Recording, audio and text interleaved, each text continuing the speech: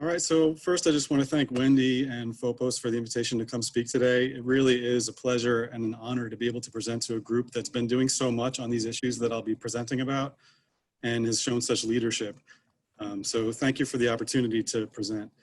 My own interest in this subject really developed over the past 20 years as a result of taking students out to forests just to teach them about forest ecology and also doing rare plant research for the state and federal governments. I just became increasingly distressed at the deteriorating condition of our forests as a result of overabundant deer and invasive species. And so in 2014, we were fortunate to get some funding from the National Science Foundation Sensor program. Sensor stands for Science Education for New Civic Engagement and Responsibilities. And it's just about trying to get students involved in research that tries to tackle issue of social importance.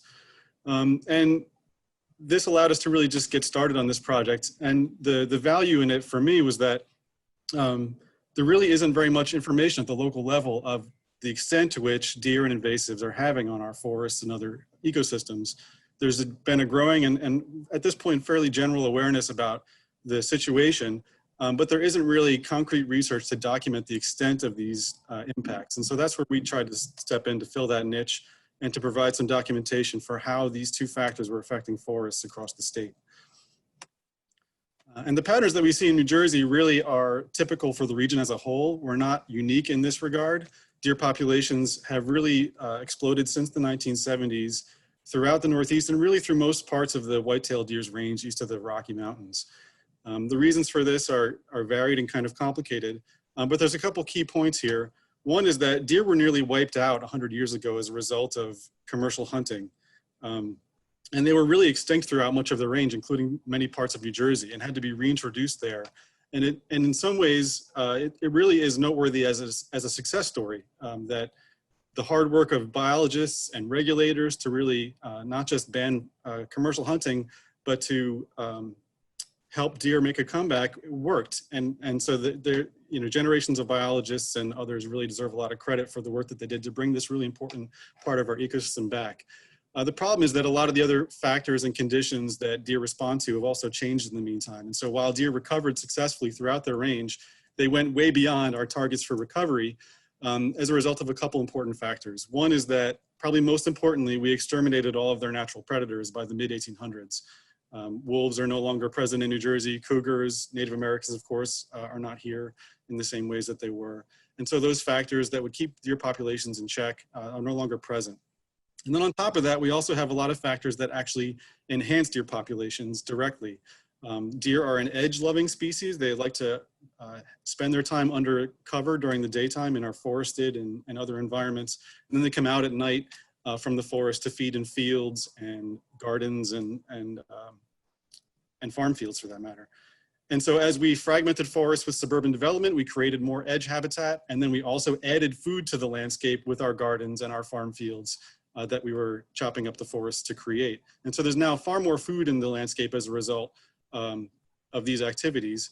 And then on top of that, those environments that we've created in the suburbs are excellent refuges for deer from hunters. It's easy for them to hide out in those places and escape from the places that might be hunted in those parts of the state. And then on top of all that, we have much warmer winters now than used to be the case. And so deer do not typically die in large numbers as they used to in the wintertime because we don't typically have really deep cold freezes in the way that we used to. And so we really have kind of the perfect storm of conditions to create the explosion of deer populations that we are in fact seeing across their range. And just another look at this geographically, you can see in the mid 20th century, around the 1950s, on the top left, deer were absent from most parts of the eastern states with few exceptions. And in those places where they did occur, they occurred at really low densities. And then you can see the trends pretty clearly up through the 1970s and 80s. And the image on the right shows you the late 1980s, at which point deer populations really had risen to problematic levels throughout much of the region. And as a result, this is data from the US Forest Service. They've indicated that forests in the mid-Atlantic region where we are now have about an 80% chance of experiencing moderate to high levels of deer browse because of these deer populations. And we have the highest levels of browse that they observed anywhere throughout the northern states in their studies. At the local level, deer historically are thought to have occurred at densities of about 10 per square mile. And that's based off of both historical research by biologists as well as modern studies looking at how the impacts that deer have when they get above those levels. When you get higher than 10 deer per square mile, you start to see the preferred browse species like trillium and lilies of various kinds, hemlock seedlings begin to decline and disappear from the forests. When you get more than 20 deer per square mile, you start to see forest regeneration as a whole shutting down and impacts to bird populations and other things cascading from there. And so it's 10 is a pretty good number to think about as a target or a population benchmark for studying. And the last statewide assessment that we had of deer populations in New Jersey was in 1999 in the state governor's report that found that deer populations were on average across the state about 30 per square mile and as high as 76 or so in certain regions. And 76 was for central New Jersey where Princeton and our college in Somerset County was located. So we've had the highest densities of anywhere in the state. And you can easily get numbers far higher than 100 per square mile, which are typical if you don't have any kinds of intensive deer management taking place. And I'll show you some data on that in a second. And what the images here show you, the picture from the left is from Hutchison Memorial Forest in Millstone, the Rutgers Research Forest. And you can see there, this is from the early 1970s, a perfectly healthy looking forest where you've got ferns and wildflowers on the forest floor, maple leaf viburnum and other native shrubs and young trees growing up in the understory. And you really can't see very far into the forest because it's full of vegetation in all of its, you know, the glory of the diversity of our forests at the time. And in that time period, in the early 1970s, deer were at 10 per square mile, according to the state's data. Today, we typically see far higher numbers. And so our forests typically look like one of the two pictures on the right, where there's either nothing in the understory as a result of excessive deer browse, or in that vacuum that the deer have created, you find an abundance of invasive plant species, which the deer prefer least to eat. And so they thrive in those areas. The state's data on deer populations were based off of hunting statistics. They haven't really conducted direct surveys of deer populations across the state. And so we've been trying to fill in with that as well. And in the past 2 years, we've been doing infrared drone surveys across much of northern New Jersey.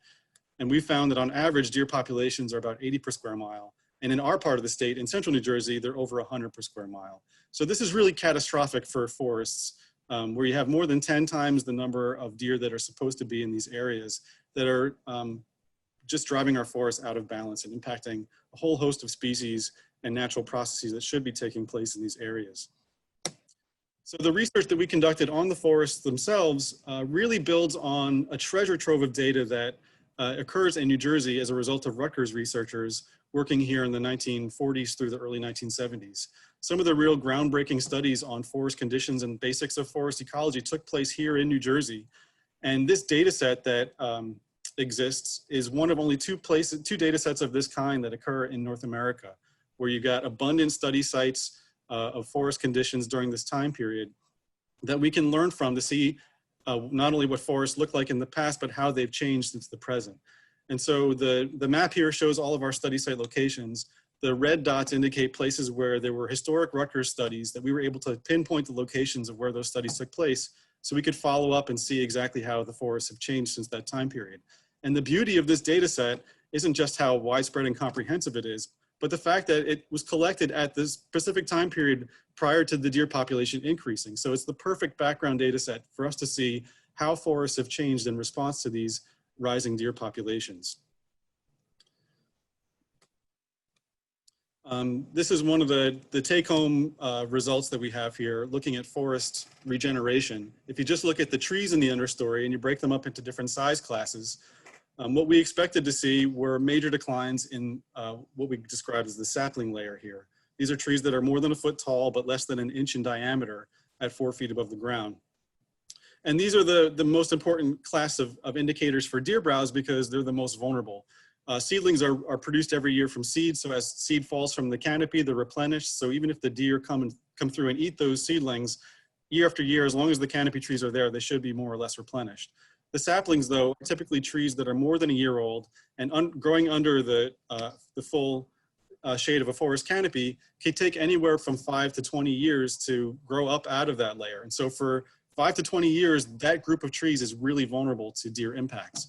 Because once they grow up to the small tree layer, where they're 1 to 4 inches in diameter, they're really too tall for the deer to have any impacts on the vegetation in terms of the browse of the leaves and twigs.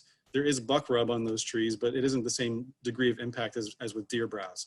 And medium and large trees, of course, are far too large to be impacted by deer directly.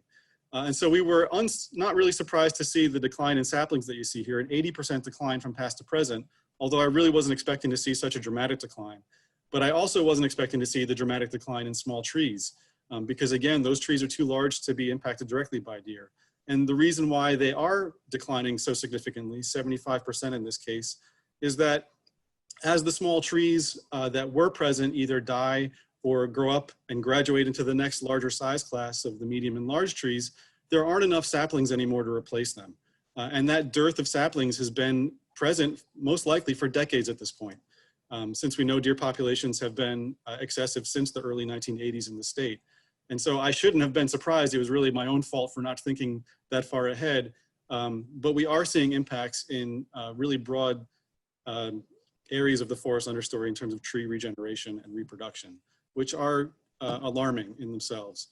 And I'll show you some pictures in a few minutes to suggest what that might mean for the future of our forests in general. Now that just shows us forest decline. It doesn't say for certain that deer are the cause of tree regeneration declines. So we have some other observational evidence to suggest that deer are in fact the culprits for those declines.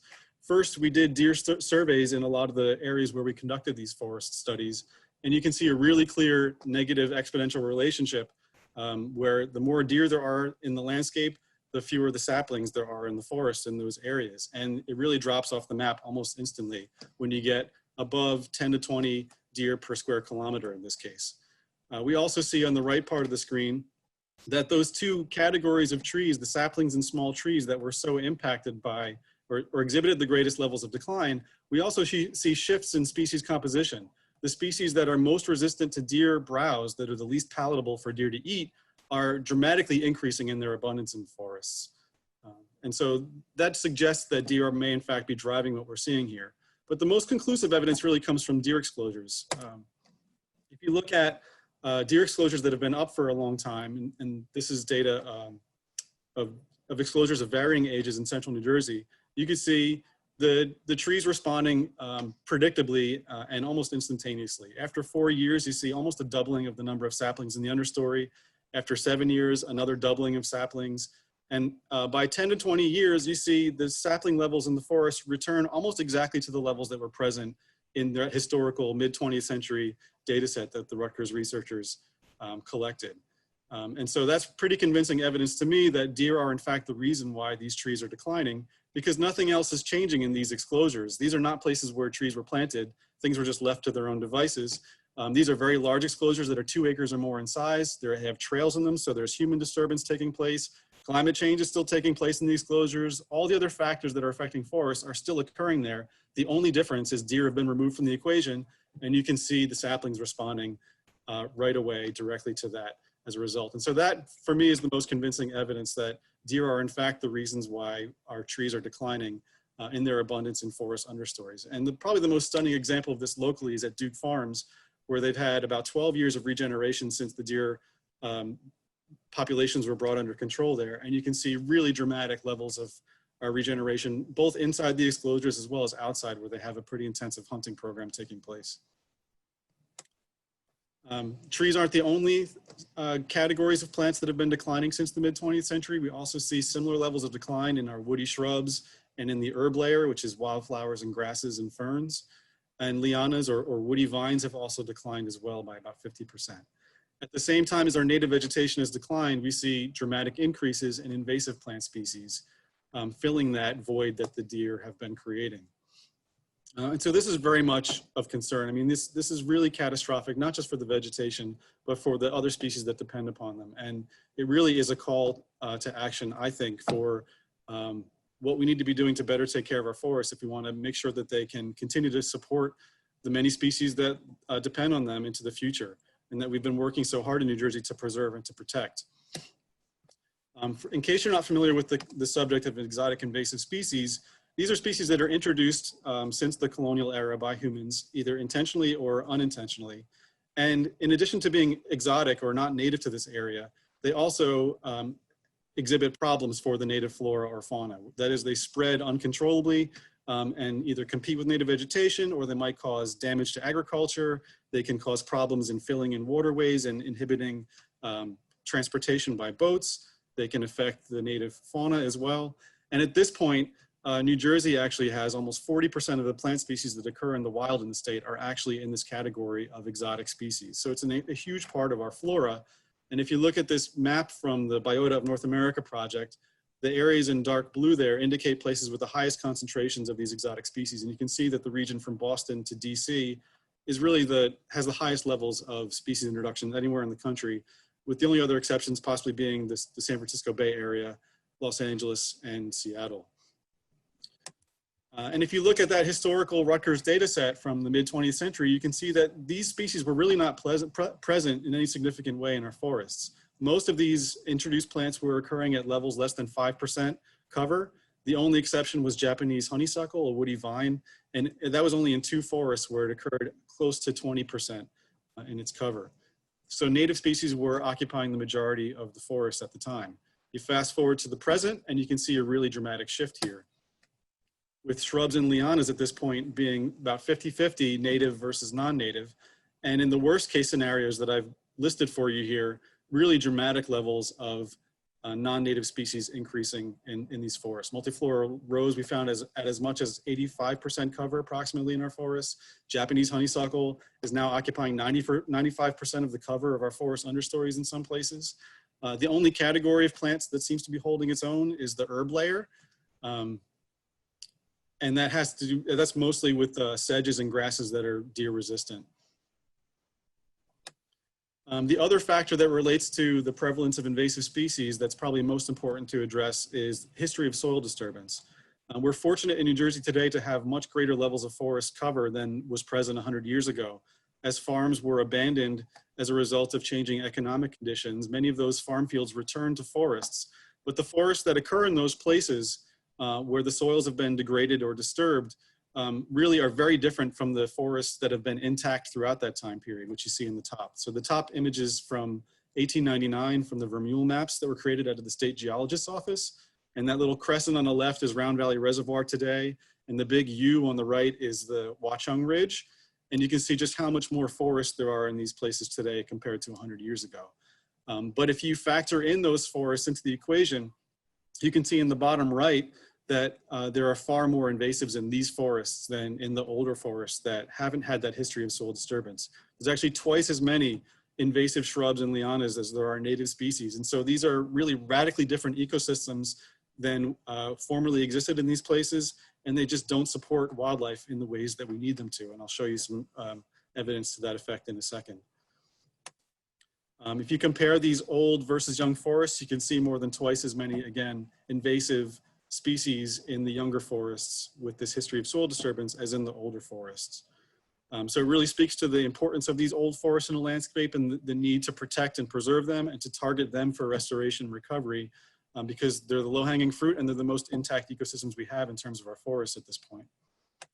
And it's really like night and day when you walk through the forest and you cross an old farm field boundary. So I highlighted in this photo here, just in the gray line, there's an old stone wall that we crossed along the trail. This is Point Mountain in Hunterdon County. And on the left, you can see an old forest that was present in those maps 100 years ago. And you can see there's really nothing in the understory because of deer browse.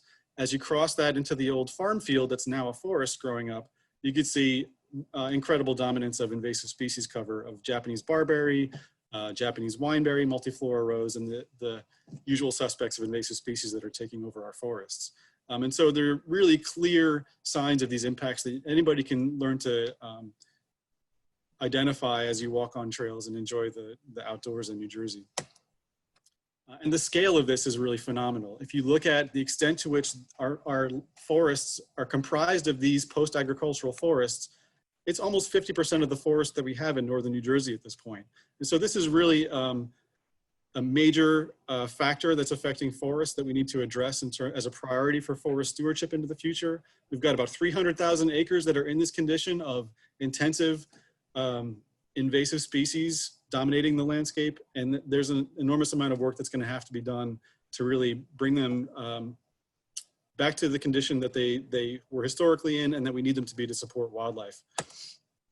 And getting to those concerns, it's not just the vegetation that's of concern here, because all of the forest wildlife depends on the plants ultimately, either directly or indirectly. So looking at some other research to give you a sense of how these vegetation declines are going to affect our wildlife. This is a study from about 10 years ago in the Allegheny National Forest in Pennsylvania.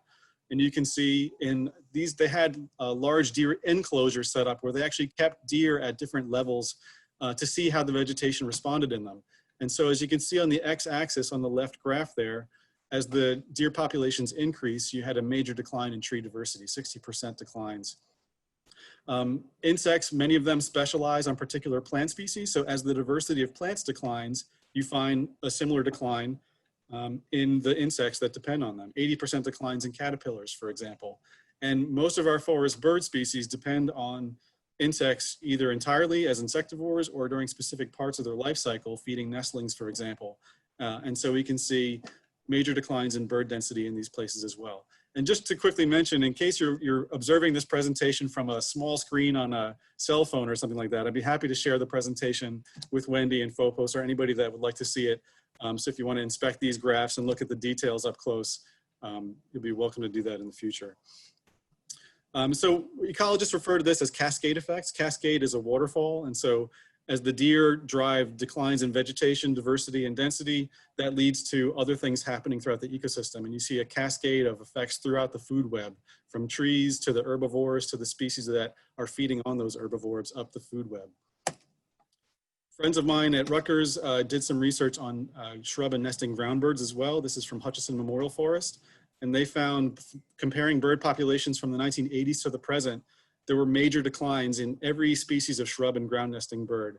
The graph on the left here indicates population change. If it's below the horizontal line, it indicates a decline. And if it's a large circle, it indicates a significant decline. And you can see all of the shrub and ground nesters have declined since that time period. And most of the mid-story canopy nesters have as well. So it's not just the food web, but also the other niches that the forests provide that these bird species depend upon, nest resources in this case, that are also being impacted. And the pictures show, again, on the left is a forest from the 1970s, Hutchison Memorial Forest, and the other two pictures are from the same forest today. These kinds of concerns about wildlife decline have gotten a lot more press attention in the past few years. You might have heard some stories from the New York Times about the insect apocalypse and some really large-scale studies that have been conducted on bird population declines. We've seen about 20% decline since the 1960s in our forest birds, which is really alarming and of concern. And there are many factors that are driving this, from wintering habitats being destroyed in the tropics, insecticides and chemicals being used in agriculture, habitat decline and so forth. But one of the factors that hasn't been discussed, I think, adequately is this issue of deer abundance and how it's impacting the forest understories that all of these species, or a large number of them, are depending upon. And as I mentioned earlier, these concerns about declines in forest regeneration ultimately can affect the forests themselves. And we can actually see this playing out in some places in central New Jersey today. Because as our large trees begin to age and die out, either from natural causes or from the increased storms and insect pathogens and invasive species that we're seeing attacking our forests, there aren't enough trees in the understory to replace them as there used to be. And so we're seeing actually forests disappearing and turning into thickets, largely of invasive species in many parts of the state. So you can see an image here from Bridgewater on the left and another one from Raritan Township. These are places that were dominated by ash trees. And as the emerald ash borer came through and wiped those trees out, there aren't any young trees in the understory to fill that void. And instead what you have are invasive shrubs and vines. And so it's questionable whether these places are even going to return to forest or how long that's going to take, because there isn't enough tree regeneration now. And so this is really alarming and of concern. And so if these trends of deer browse and abundance continue into the future, in the next few decades, we really might start to see this play out over much larger scales in New Jersey. And invasive species have similar cascade effects on the food web as well. Our native herbivores don't choose to eat them. Many of the insects in particular operate on chemical cues to identify what is an appropriate food source, and they just don't choose to eat these invasive exotic plant species, or they eat them only as a last resort. And so this is a study from just last year that came out of, I think it was Connecticut, that found Japanese barberry having the similar sort of cascade effects throughout the food web in terms of how it was impacting the herbivores and the detritivores and the insect predators in those environments, with declines happening in each of them, either directly or indirectly as a result of Japanese barberry. So even though these invasive plants do provide some benefits, I mean, they're photosynthesizing, they're sequestering carbon, they hold the soil in place to some degree, they're providing cover and some nesting resources, it just isn't the same degree of benefits that we would get from native vegetation. That's why it's so important to protect and restore our native flora to the forests so that these wildlife can benefit from them as well, because they just don't get those benefits to the same degree from these introduced species. Doug Tallamy, an entomologist at the University of Delaware, has been doing a lot of groundbreaking research looking into this. And he's done some work comparing our native trees and shrubs to exotic similar species to see how well they each support caterpillars and other native insects. And so I just gave some examples from his research. Our native elms support over 200 different species of moth and butterfly caterpillars. And Zelkova, which is in the same family and looks very similar to our native elms, which is an introduced species, he found supported not a single species of native moth and butterflies. They just will not eat it. And so even though the tree is there, it's not really providing food resources for these caterpillars that we want to have around. In the shrub category, two examples from the rose family are spirea and false spirea. And you can see the native shrub supporting dozens of different native butterflies and moths, and the false spirea from Asia supporting only 2, according to his studies. So this is, again, speaking just to the degree to which these species don't provide food resources for native wildlife. And that will translate into less food for our birds and other species that feed on them as well. And he also found in his research that species that have been here for a century or more that were introduced in the 1700s still don't support native species. And so it takes a long time for nature to catch up. You know, many of our native animals can eat these species, they just choose not to, and it'll take potentially centuries or longer for them to realize that they can eat them and to begin to depend on them as a food resource in the ways that they do our native species. And of course, there's other factors of concern as well in terms of how deer and invasives are affecting human populations. One of the most important to address is public safety concerns. We found from our research that when deer populations increase, you tend to get increased densities of deer vehicle collisions in those areas. And this is of major concern in central and northern New Jersey. Deer vehicle collisions translated to over $100 million a year in vehicle damage alone in New Jersey.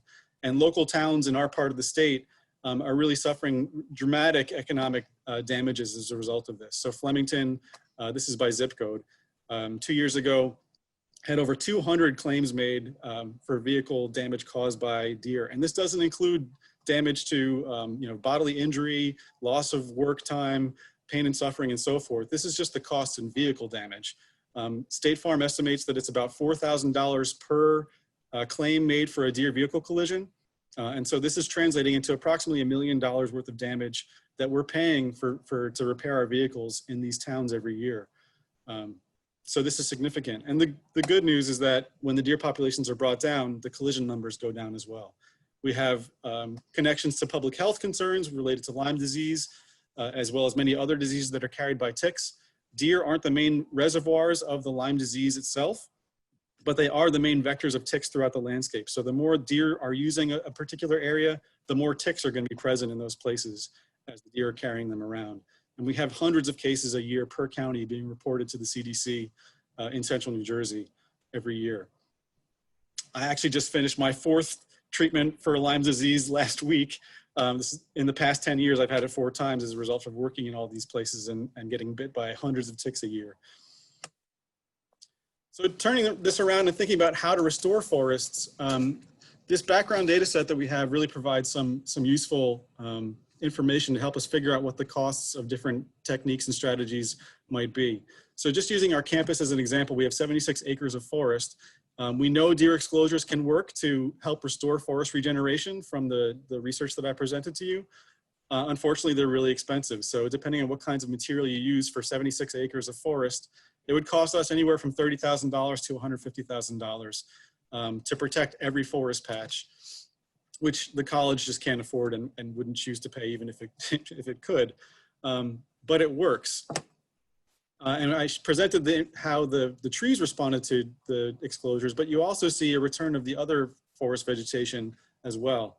So the woody vines and the native herbs actually dramatically increase when you just remove deer from the equation.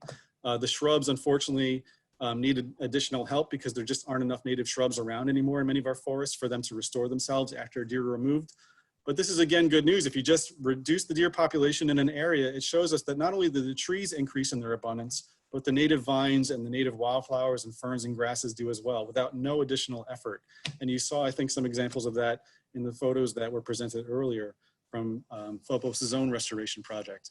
But it also tells us that we might need to do additional work in augmenting this effort with species plantings, returning maple leaf viburnum and spicebush and other species to our forests to accelerate that increase and really help them combat the invasives that are there.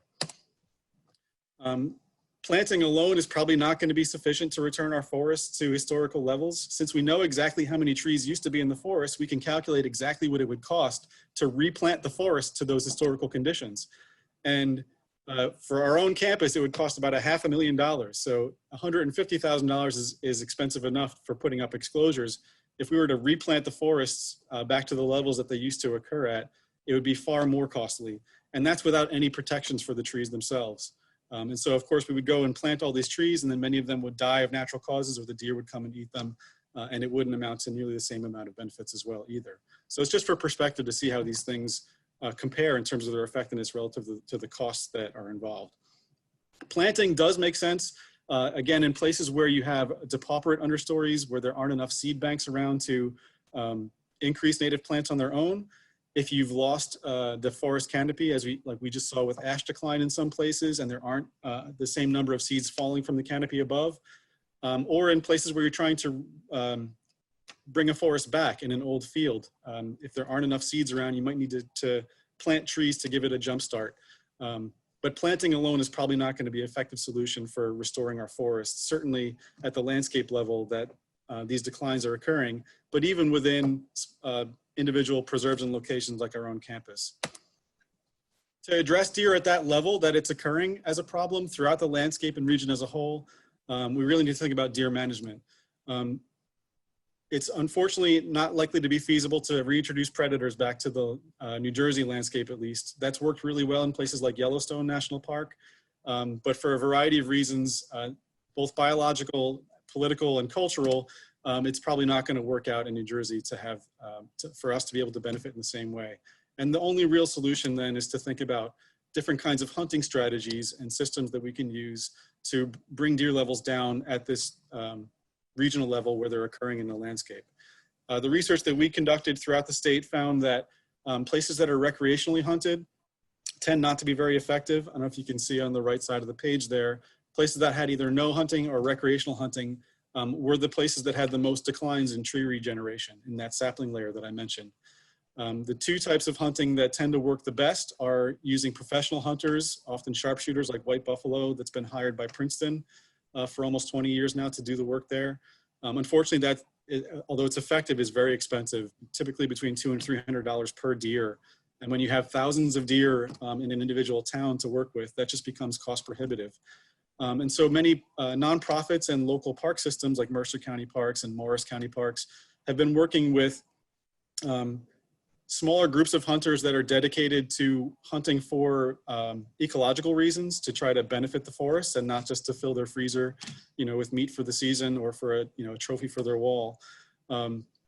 And working with a cultivated group of local hunters, you can actually bring the cost of hunting or of management down significantly to about $30 to $50 per deer. And that usually just covers the cost of butchering or transportation or feed costs for bringing the deer into the bait stations. This can be equally effective or more than sharpshooters, as we've seen in some areas. But it does take a lot of effort to cultivate a relationship with hunters that have those kinds of interests and concerns in mind. It is an enormous amount of work to hunt to this degree to bring the deer numbers down effectively in individual areas, but it can work. And people are always interested in non-lethal methods as well. There's different kinds of pharmaceuticals that you can use to prevent deer from being able to have young. Unfortunately, these are extremely expensive and they tend to be either experimental and not approved by the state government. And in many cases, it's not clear that they work at all. Contraceptives work really well with captive populations of species because you can keep track of which individuals have been inoculated and keep track of the reproduction. But in an open landscape where the deer are moving in and out of your preserve or your township, it's really difficult to know and keep track of the deer at that scale and make sure that you keep inoculating them every 2 to 3 years that are required for these contraceptives to work. So it just really isn't feasible, not to mention the fact that it's extremely expensive in the places where it's been employed. And so unfortunately, that doesn't seem to be a solution quite yet. Maybe there'll be new generation pharmaceuticals in the future, but at this point, it doesn't seem to be a good strategy for deer management. And again, as I mentioned, the places that have implemented these kinds of aggressive deer management policies have found to benefit not only forest conditions with an increase in tree regeneration and so forth, but improvements to public safety. So Princeton, for example, the first year they implemented the sharpshooting and aggressive deer management plan in the early 2000s, they dropped the deer population 60%, and that same year they saw a 60% decline in deer vehicle collisions. Bernards Township no longer uses sharpshooters because they found it to be too expensive to sustain, so they work with management hunters now, but they also saw a dramatic decline in the past 15 years or so as a result of their deer management efforts.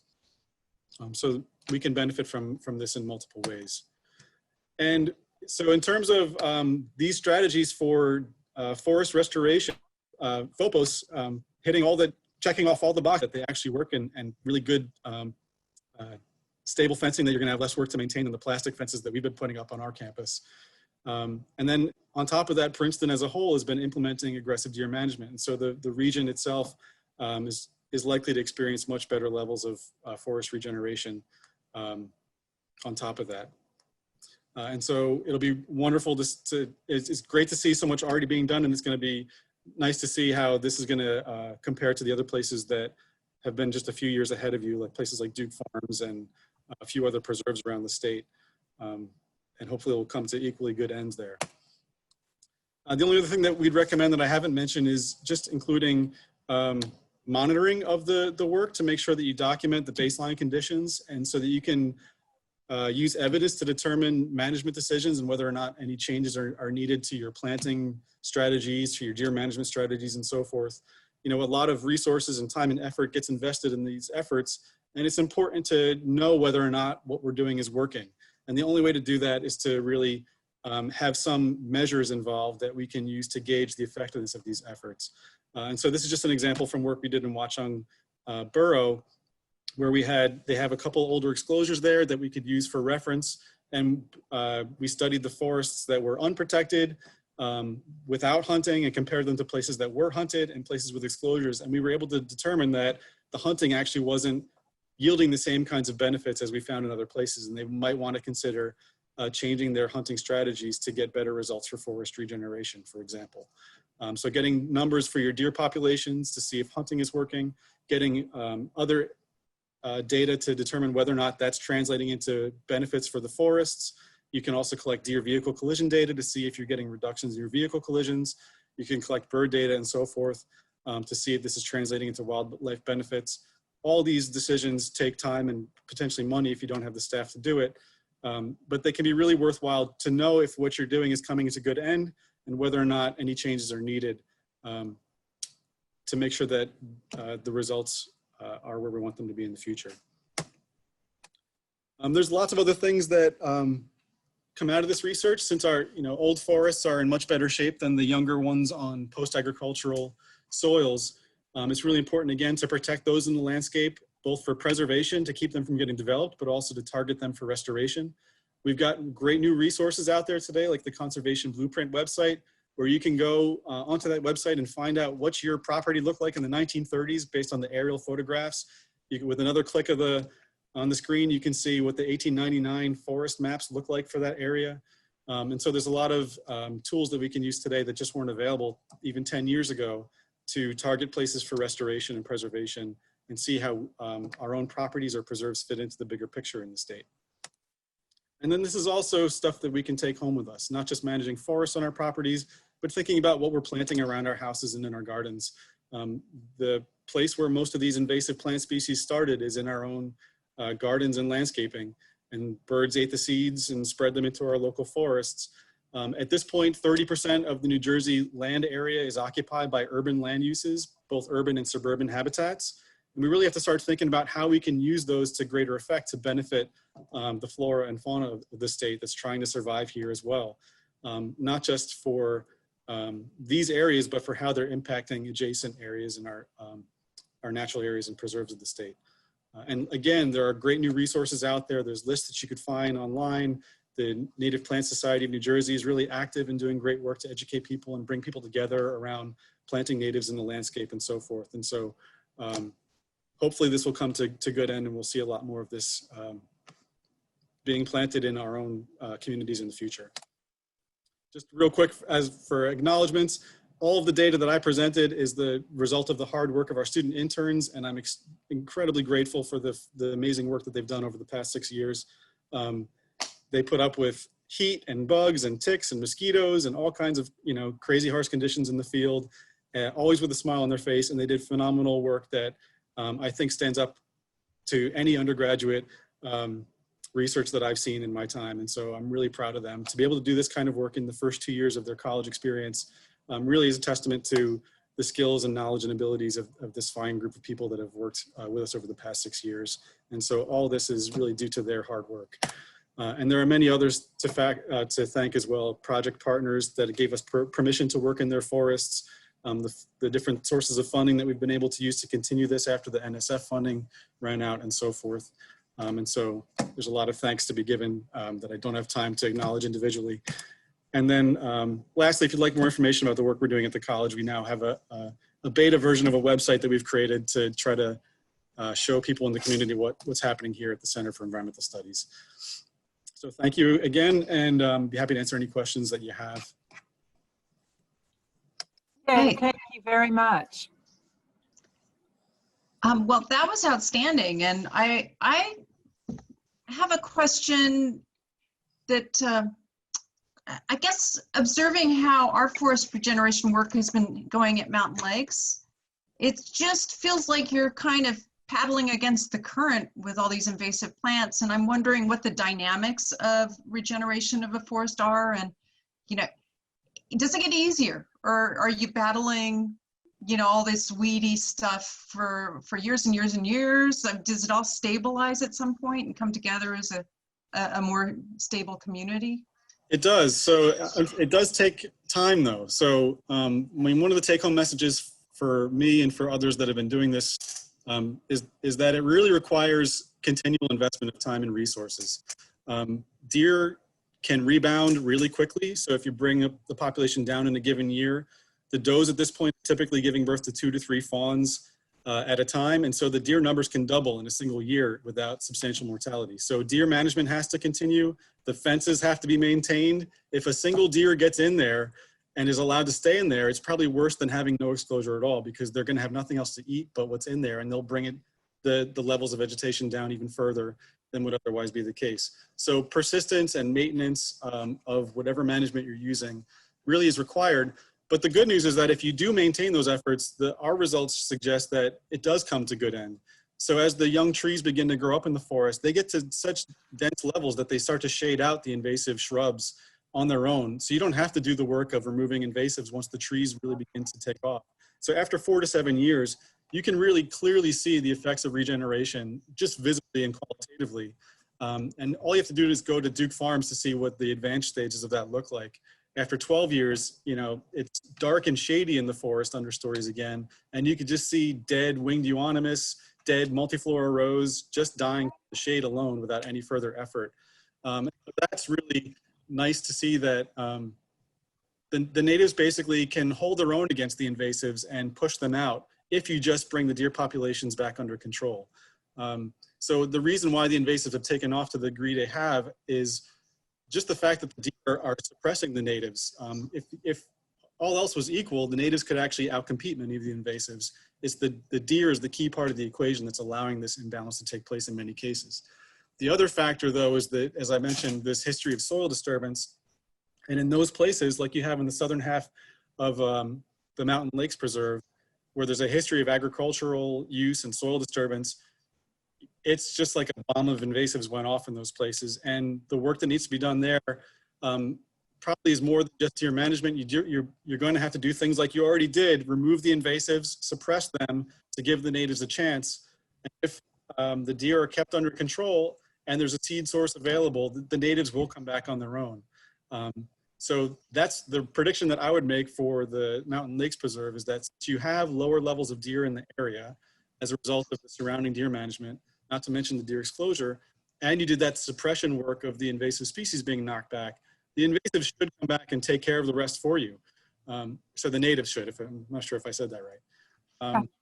At the landscape level, it's really hard to think about what we can do for the 300,000 acres of post-agricultural forests that need that same kind of invasive suppression and deer management on top of that. And it really is a daunting situation to think about this, and the fact that there really aren't programs happening at the state level on either side of that. We don't have active invasive species management occurring in our state parks and in our forests, and we don't have active deer management happening at this point. Much of the wildlife agencies have been supporting recreational hunting and not necessarily increasing the intensity of deer hunting beyond that. And so